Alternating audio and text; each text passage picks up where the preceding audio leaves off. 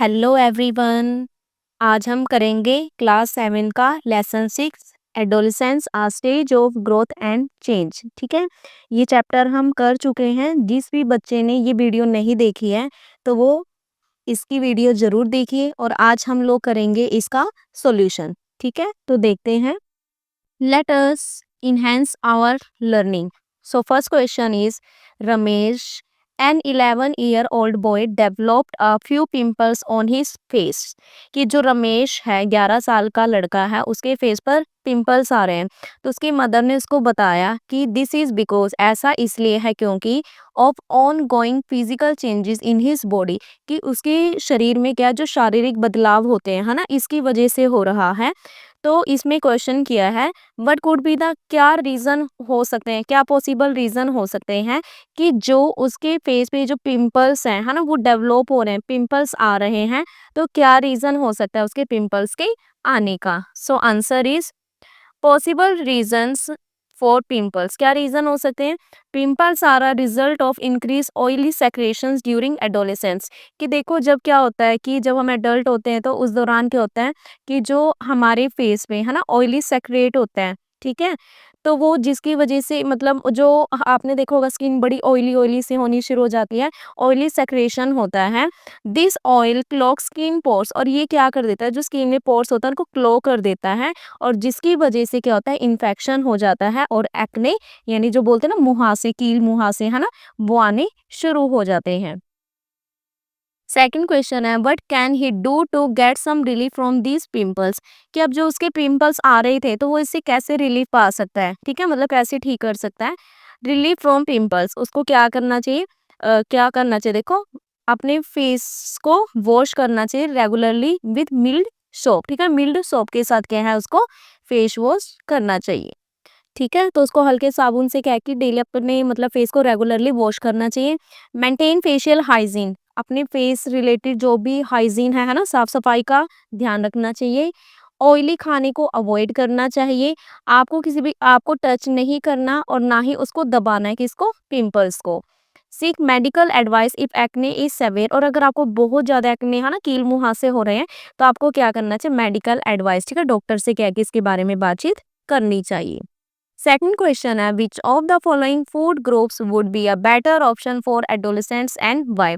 कि जब आप एडल्ट हो रहे हो, ठीक है, एडोलेसेंट्स में कौन सा फूड ग्रुप आपके लिए बेटर है, ये वाला या ये वाला। देखो फर्स्ट जो फूड ग्रुप है इसमें देखो बर्गर पिज्जा है ना, मतलब मोस्टली जंक फूड है ना, इसमें क्या आपका मोस्टली क्या है, जंक फूड है। ठीक है, जंक फूड दिखाई दे रहा है ना आपको, ऑलमोस्ट इसमें जंक फूड दिए हुए हैं। और ये वाला जो फूड है इसमें देखो हमारा जो खाना है नॉर्मल है ना, या जिसको हम बैलेंस डाइट कह सकते हैं, तो हमें क्या करना है इस वाले फूड को अवॉइड करना और इस वाले फूड को लेना है। और क्यों लेना है अब हम रीजन देखते हैं। देखो option second is better for adolescents, option second better है, हम बात कर चुके हैं। क्यों, because it is a balanced meal with protein, क्योंकि ये खाना कैसे है बैलेंस्ड है, इसमें प्रोटीन विटामिन मिनरल्स और फाइबर है ना, जो हमें हमारी बॉडी को जरूरत होती है हमारी ग्रोथ के लिए, वो इसमें क्या है प्रेजेंट होता है। Option one is junk food, और जो ये वाला ऑप्शन है इसमें तो जंक फूड है जिसमें बहुत ज़्यादा फैट है और लो इन न्यूट्रिएंट्स, न्यूट्रिएंट्स तो बहुत ही कम है जो हमारी हेल्थ को नुकसान पहुंचा सकता है। नेक्स्ट क्वेश्चन देखते हैं हम। Third question is unscramble the underline word in the following sentences. आपको नीचे जो अंडरलाइन वर्ड किएगी ना अनस्क्रैम्बल्ड यानी आगे पीछे करके कि आपको करेक्ट मतलब स्पेलिंग लिखनी है उसकी, ठीक है, अकॉर्डिंग टू क्वेश्चन। जो डिस्चार्ज होता है ब्लड का एडोलेसेंट्स गर्ल्स, ठीक है, एडोलेसेंट गर्ल्स में क्या होता है कि उनकी बॉडी से ब्लड का डिस्चार्ज होता है तो उसको आप क्या कहते हैं, मेंस्ट्रुएशन कहते हैं। Second is the hoarseness in the voice of adolescent boys is due to the inlarge। हमने कहा था ना कि जो बॉयज की वॉइस है इस टाइम पीरियड के दौरान बड़ी ही होर्स हो जाती है ना, तो वो किसकी वजह से होता है, वॉइस बॉक्स की वजह से। Secondary sexual characteristics are natural science, ठीक है, जो सेकेंडरी सेक्सुअल कैरेक्टरिस्टिक्स होते हैं वो नेचुरली साइन होता है जिससे हमें पता चलता है कि जो बॉडी है वो तैयार हो रही है किसके लिए, एडल्टहुड के लिए। And mark the onset of, और किसकी शुरुआत हो रही है यहाँ से, प्यूबर्टी। ठीक है, ये जैसे इन्होंने आगे पीछे करके ना पहले पी आना था फिर यू आना था है ना, इस तरीके से।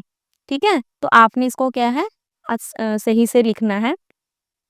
Next is we should say no, हमें ना कहना चाहिए to this and this as they are addictive, क्योंकि ये बहुत इनके ज़्यादा हम एडिक्टिव हो जाते हैं, ये नशे वाली चीज़ें होती है ना, बिल्कुल हम इनकी हैबिट हो जाती है। तो हमें किसको नो कहना चाहिए? अल्कोहल एंड ड्रग्स को। नेक्स्ट है, शालू ने अपनी फ्रेंड को बताया कि एडोलसेंस शुरू होता है जब, तो इसमें सिर्फ फिजिकल चेंजेस होते हैं, जैसे कि हाइट लंबी होना, बॉडी का डेवलपमेंट होना, हेयर है ना, बॉडी में जो हेयर है वो डेवलप हो रहे हैं। क्या वो सही कह रही है? ठीक है, what would you change in this descriptions of adolescence, और जो उसने चीजें बताई कि एडोलसेंस में ऐसा होता है ऐसा होता है, आप इसमें क्या चेंजेस बताएंगे? ठीक है, तो फर्स्ट ऑफ ऑल जो शालू कह रही है, नो शालू इज इनकरेक्ट, वो गलत है। क्यों? अब better description would be, better description क्या होगा?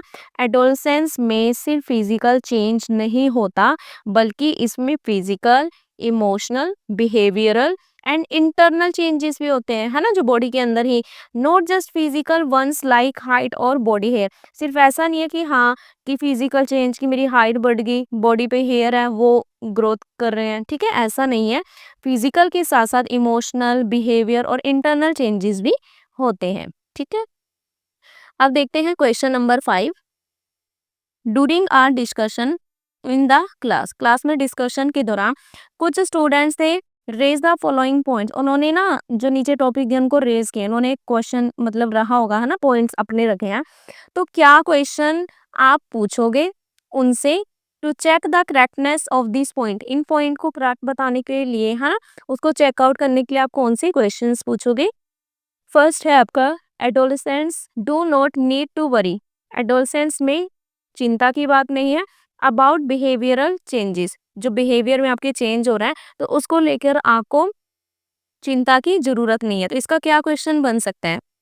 कैन इग्नोरिंग मूड स्विंग्स और strong emotions lead to problems like stress और कॉन्फ्लिक्ट, कि क्या, देखो अब वो क्या कह रहा है कि आपको इस टाइम पे क्या है कि आपका बिहेवियर में जो भी चेंज हो रहा है उसको लेके आपको टेंशन की जरूरत नहीं, चिंता नहीं करना है। तो क्वेश्चन बन सकता है कि इस टाइम पे क्या होता है कि जो मूड स्विंग्स होते हैं, होता है ना, मूड में चेंज होना, बदलाव होता है, कभी एकदम खुश हो जाते हो, कभी एकदम से चुप चुप से रहने लगते हैं, है ना, तो मूड स्विंग्स होते हैं। तो वो कह रहा है कि क्या मूड स्विंग्स हो रहे हैं उनको इग्नोर कर सकते हैं, या जो भी हमारी स्ट्रॉन्ग इमोशंस हैं, ठीक है, जिसकी वजह से प्रॉब्लम्स आती है, जैसे स्ट्रेस है, कॉन्फ्लिक्ट है, हम टेंशन में आ जाते हैं, है ना, तो ये चीजें।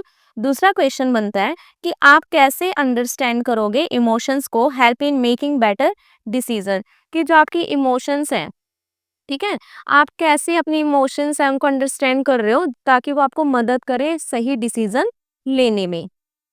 सेकंड है, if someone tries a harmful substance once they can stop anything they want, अगर कोई भी कोशिश कर रहा है किसी हार्मफुल सब्सटेंस को एक बार लेने की, ठीक है, कोई जैसे कोई नशे वाली चीज होती है, मान लो उसने एक बार उसको ले लिया, ठीक है, क्या वो रोक सकते हैं उसको किसी भी टाइम जब भी वो चाहे? तो क्वेश्चन इसका बनता है, why do many people who try addictive substances find it hard to kick letter.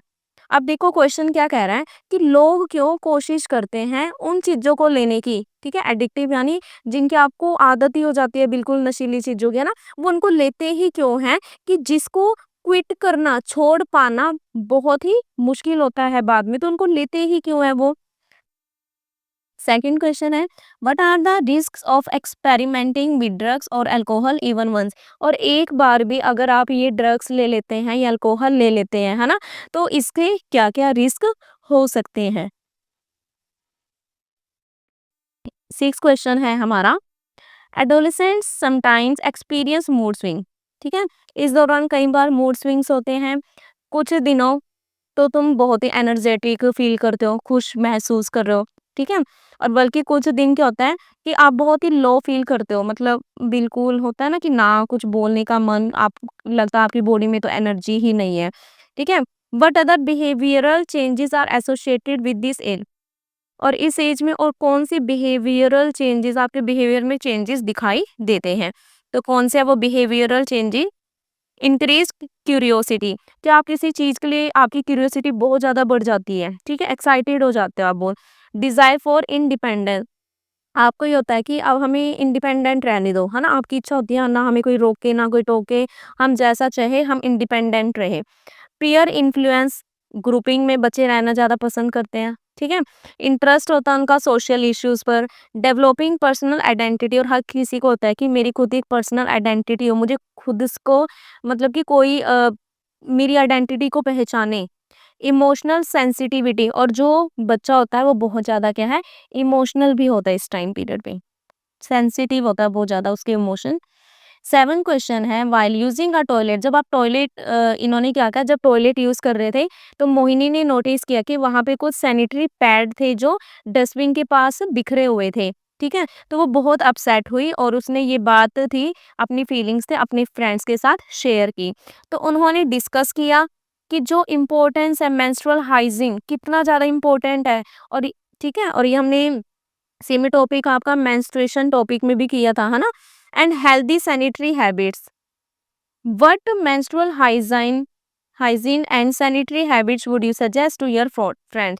तो मेंस्ट्रुअल हाइजीन मेंस्ट्रुएशन से रिलेटेड जो भी आपको साफ सफाई है ये जो सैनिटरी हैबिट्स हैं उसके बारे में आप अपनी फ्रेंड्स को क्या सजेशन दोगे। तो क्या सजेशन दोगे आप। सबसे पहले है आपको हमेशा साफ सैनिटरी पैड या क्लॉथ पैड या जो कपड़े से बने पैड होता है उसका यूज करना चाहिए, वो साफ सुथरे होने चाहिए, ठीक है? आपको हर 4 से 6 घंटे में पैड को चेंज करना है।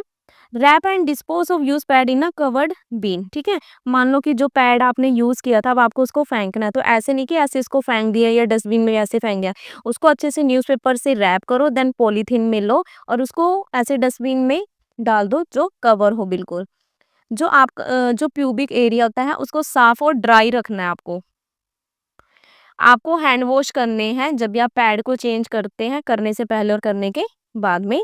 जो बायोडिग्रेडेबल पैड्स होते हैं उनको यूज़ करना है ताकि आप एनवायरनमेंट में जो हार्म हो रहा है, नुकसान पहुँच रहा है उसको आप क्या कर सकें, रिड्यूस कर सकें। ठीक है? नेक्स्ट है हमारे पास question number 8। Mary and Manoj were classmates, ठीक है? ये दोनों के दोनों क्लासमेट थे और बहुत ही अच्छे फ्रेंड थे। तो जब 11 के हुए, ठीक है? तो मैरी के ना नेक पर, ठीक है, मैरी की जो गर्दन पे ना एक छोटा सा बल्ज आ रहा था। बल्ज यानी उभार सा होता है ना, जैसे गर्दन की उसके सामने उभार सा आ रहा था। तो वो डॉक्टर के पास गई, ठीक है, और वो गेव हर मेडिकेशन। तो डॉक्टर ने इसको कहा आपको मेडिकेशन करनी चाहिए और उसको कहा कि वो आयोडीन वाला खाना ले, आयोडीन रिच डाइट, ऐसा खाना ले जिसमें आयोडीन हो। Similarly a bump was developed on the front of the मनोक्स नेक। और सेम ऐसे ही एक बम्प था, है ना, उभार सा बोल देते हैं, जैसे सूजन से टाइप भी लगता है ना कई बार, तो बम्प सा था, वो मनोज की गर्दन पे भी दिखाई दे रहा था उसके सामने जब वो 12 का हुआ, ठीक है? तो अब डॉक्टर ने उसको बताया कि ये तो उसका ग्रोइंग पार्ट है ना? पता है ना आपको, हमने चैप्टर में भी किया था जिसको हम एडम्स एप्पल कहते हैं, ग्रोइंग पार्ट होता है। तो आपके अकॉर्डिंग क्या हो सकता है possible reason for advising Mary and Manoj differently, ठीक है? आपने दोनों को एडवाइस देने तो क्या रीजन हो सकते हैं ये? तो आंसर है आपका द बल्ज में इंडिकेट अ गोइटर, ठीक है? जो मैरी के था वो क्या था, गोइटर होती है डिसीज, ठीक है? जिस किसकी वजह से होता है, आयोडीन की कमी की वजह से होता है, आयोडीन डेफिशिएंसी की वजह से। इसलिए तो उसको एडवाइस दी डॉक्टर ने कि इसको आयोडीन रिच फूड लेना है और मेडिकेशन करनी है, ठीक है? अब मनोज था, मनोज के भी जो नेक के फ्रंट में बम्प दिख रहा था वो किसकी तरह था, एडम्स एप्पल की तरह, ठीक है? जो इसमें घबराने की बात नहीं है कोई, ये एक नॉर्मल सा चेंज होता है जो बॉयज में आता है जब वो एडोलेसेंस में होते हैं, due to voice box growth, जिसमें क्या होता है कि जो उनका वॉइस बॉक्स होता है वो ग्रो करता है। It is not a medical condition, और ये कोई भी मेडिकल कंडीशन नहीं है, ठीक है? ये तो नॉर्मल क्या कि इस टाइम पीरियड पे क्या कि ऐसा होता ही है। नेक्स्ट देखते हैं question number 9। During adolescence the boys and girls undergo certain physical changes, कि बॉयज और गर्ल्स में है ना कुछ फिजिकल चेंजेस आते हैं जब वो क्या होते हैं, एडल्ट होते हैं, ठीक है? अब ये क्या कह रहा है, a few of which are given below, इनमें से कुछ क्या है चेंजेस आपको दिए गए हैं, ठीक है? अब आपने इन चेंजेस को क्या करना है, आपने इन चेंजेस को देखना है, जैसे ये सारे के सारे चेंजेस हैं, ठीक है? और उसके बाद बताना है इनमें से कौन से चेंज बॉयज में है और कौन से गर्ल्स में है और कौन से क्या है कॉमन है, ठीक है। तो देखते हैं जो भी चेंजेस हैं। देखो बॉयज में है जो चेंज हमने ऑब्जर्व किया, चेंज इन वॉइस, उनकी आवाज चेंज होती है। ग्रोथ ऑफ मस्टैचेस, ठीक है, उनमें मूछें आना शुरू हो जाती है और फेस पे बाल आने शुरू हो जाते हैं। ये किस में होता है? बॉयज में, ठीक है। जो जो चेंजेस इन्होंने हमें दिए था हमने उसी में से मतलब सिलेक्ट करके लिखने हैं। अब जो गर्ल्स में ऑब्जर्व किया क्या था, उनकी जो ब्रेस्ट होती है वो डेवलप करनी शुरू हो जाती है ना, ब्रेस्ट की साइज में फर्क आ जाता है। अब ये चेंज बताना है जिसमें कि बॉयज और गर्ल्स दोनों की बॉडी में ही चेंज हो। देखो फेस पे पिंपल्स का आना, दोनों के फेस पे पिंपल्स आते हैं चाहे वो बॉयज हो या गर्ल्स हो। जो हेयर है in the pubic region, boys और गर्ल्स में जो प्राइवेट पार्ट है वहाँ पे, है ना, यानी जैसे इन जांग वगैरह होती है ना, जो वहाँ पे हेयर का आना शुरू हो जाता है। Growth of here in armpits, armpits है, आर्म वगैरह पे भी क्या है कि उनमें भी क्या है हेयर ग्रो करना शुरू कर देता है, ठीक है। लास्ट क्वेश्चन है हमारा 10th है, prepare a poster mentioning the tip for adolescents to live a healthy lifestyle. एक पोस्टर तैयार करना है आपको, ठीक है, जिसमें मेंशन किया हो कि एडोलसेंट्स में आपको अगर एक हेल्दी लाइफस्टाइल जीना है तो आपको क्या क्या करना चाहिए, ठीक है। तो इस तरीके का ये एक पोस्टर है, ठीक है। Poster mentioning the tips for adolescents to live a healthy lifestyle, ठीक है। तो क्या है, ये आपको पोस्टर दिख रहा है, तो इसमें आपको बताना है कि आपको क्या किस तरीके से किन चीज़ों का ध्यान रखना है, ठीक है। तो देखते हैं इसे। सबसे पहले है आपको एक बैलेंस डाइट लेना है, ठीक है, जिसमें कि प्रोटीन, विटामिन्स एंड मिनरल्स ये न्यूट्रिएंट्स प्रेजेंट हो। आपको क्या है पर्सनल हाइजीन रखनी है, डे अपनी साफ सफाई का ध्यान रखना है। और आपको थर्ड में क्या क्या है कि जो हार्मफुल चीज़ें होती है जैसे तंबाकू, अल्कोहल, उसके लिए ना कहना है, उसको बिल्कुल नहीं आपने यूज़ करना। एक्टिव रहना है, एक्सरसाइज और योगा करना है। रेगुलर स्लीप रूटीन होना चाहिए, है ना, ये ना हो कि रात को 2-2 बजे सो रहे हैं, है ना। तो प्रॉपर जो आपकी नींद है उसको लेनी है आपको, ठीक है। एक्सरसाइज योगा आपने करनी है। आपको जो अपनी फीलिंग्स है वो शेयर करनी है कोई भी ट्रस्टेड एडल्ट और फ्रेंड के साथ, ठीक है, जो समझदार हो, जो आपसे बड़ा हो, जिस पे आप विश्वास कर सकते हो। आप जो सोशल मीडिया का यूज करोगे आपने वो सेफली करना है, ठीक है, एंड रिस्पेक्टफुली। ये ना हो कि कई बार वही पता आपको कि सोशल मीडिया पे भी कई बार उसका मिसयूज भी हो रहा है ना, जितने यूजेस करते हैं मिसयूज भी कर रहे हैं, तो इसलिए आपने इसको सेफली यूज करना है। Engage in creative hobbies and social work, थोड़ा खुद को सोशल वर्क में इंगेज करना है आपने, जो आपकी हॉबीज वगैरह हैं उनको करें। स्टे पॉजिटिव एंड कॉन्फिडेंट, आपको पॉजिटिव रहना है, कभी भी नेगेटिव नहीं सोचना है, ऐसा हो जाएगा ऐसा हो जाएगा, है ना।